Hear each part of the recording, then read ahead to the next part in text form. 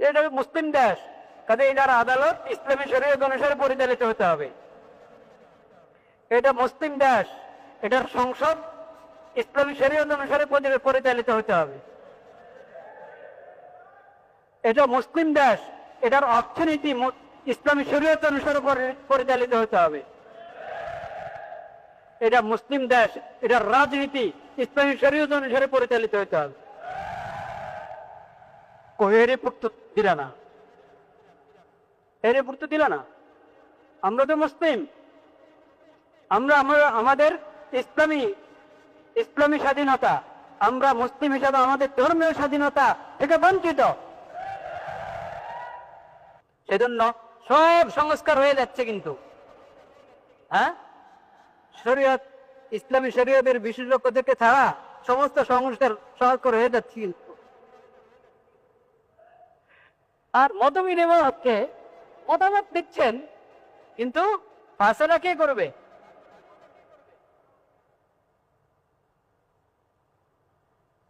ওটা প্রশ্ন কিনা? সব রাজনৈতিক দল থেকেই লিখছেন, কোন কোন আলেমদেরকেও ডাকা হয়েছে, তারপর মতামত দেন সংস্কারের বিষয়, সংবিধান সংস্কারের বিষয় মতামত। কিন্তু ফায়সালাটা কি করবে? মতামত তো নিলে সবার থেকে, ফায়সালা করানোওয়ালা তার ফায়সালার মানদণ্ড কি? তার ফায়সালার মানদণ্ড যেমন না প্রফেসর ইউনূস সাহেব, ডক্টর মাননীয় প্রধান উপদেষ্টা যেখানে বসেন, ওনার মাথার উপরে লেখা আছে কি? লা ইলাহা ইল্লাল্লাহ মুহাম্মাদুর রাসূল। যদি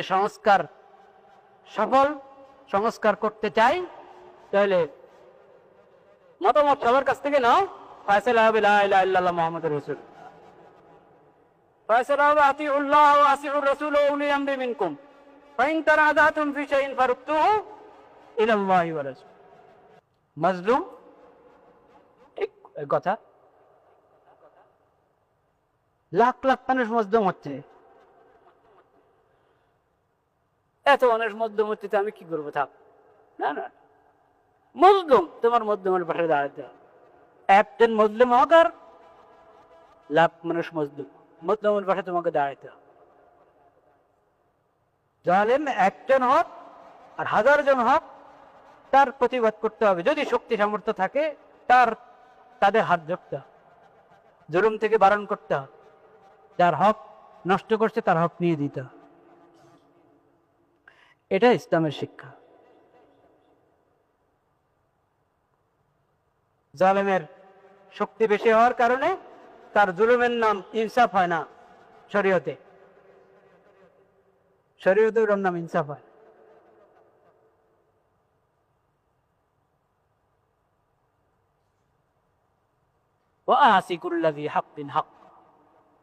প্রত্যেক হকওয়ালাকে তার হক দান কর।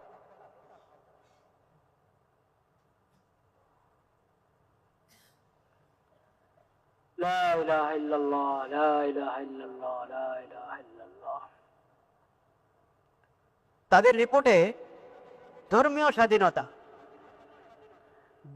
স্বাধীনতা বাংলাদেশে যথাযথ পালিত হচ্ছে না, স্বাধীনতা পাচ্ছে না। কারা পাচ্ছে না? এই দেশে বিভিন্ন ধর্মের মানুষ আছে, ইসলাম ধর্মের মানুষও আছে কিনা? হ্যাঁ, তো ইসলাম ধর্মের লোক যারা মুসলিমরা তাদের কি কি অধিকার থেকে বঞ্চিত হচ্ছে, ওদের রিপোর্ট ছাপাও। তা তো বললে না। বাংলাদেশের ধর্মীয় স্বাধীনতা উপস্থিতির রিপোর্টে ছাপাচ্ছে, ওটার তালিকার মধ্যে মুসলিম সংখ্যাগরিষ্ঠ, তাদের ভাষায় বললাম, ওদের কি কি অধিকার নষ্ট হচ্ছে, ওটার তালিকা নেই।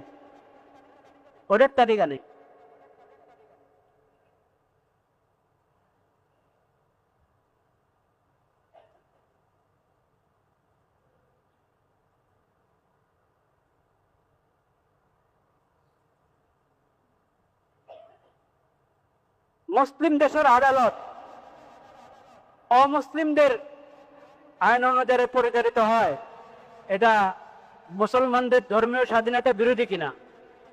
হ্যাঁ, তুমি এটা বলছো?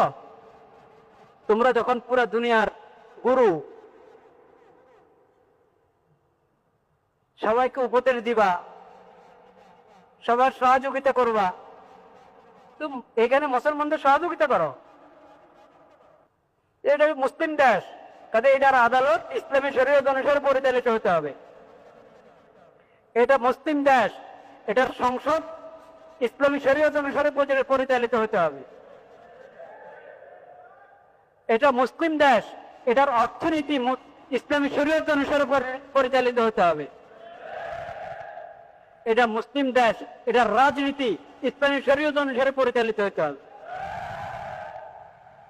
এর রিপোর্ট তো দিলা না, এই রিপোর্ট তো দিলা না। আমরা তো মুসলিম, আমরা আমাদের ইসলামী স্বাধীনতা, আমরা মুসলিম হিসাবে আমাদের ধর্মীয় স্বাধীনতা থেকে বঞ্চিত।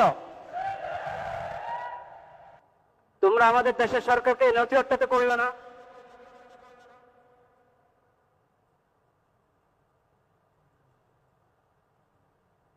যাদের আগাগোড়া বৈষম্য, তারা আপনাদেরকে সমতার শিক্ষা দিবে, এটা আপনারা আশা করেন?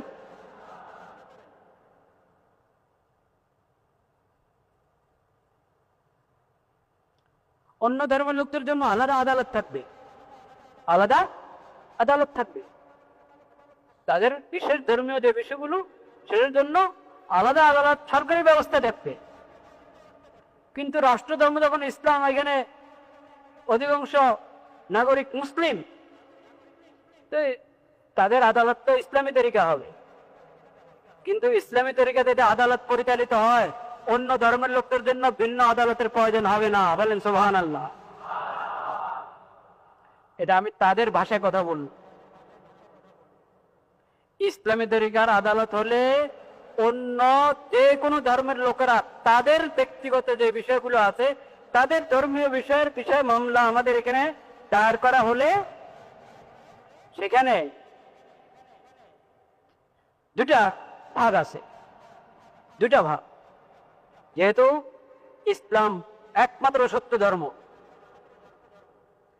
যেখানে অমুসলিমদের কল্যাণ কোথায় ওই বিষয়ে বিধান দেওয়া আছে শরীয়তে, সেই বিধানটা পরিচালিত হবে।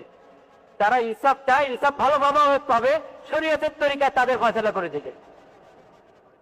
আর একান্ত যেটা ওদের নিজস্ব বিষয় শরীয়ত, তাদেরকে তাদের যে ধর্মীয় স্বাধীনতা দিয়ে রেখেছে শরীয়ত, ইসলামী শরীয়ত, সে অনুসারে তাদের ফয়সালা করে দিবে।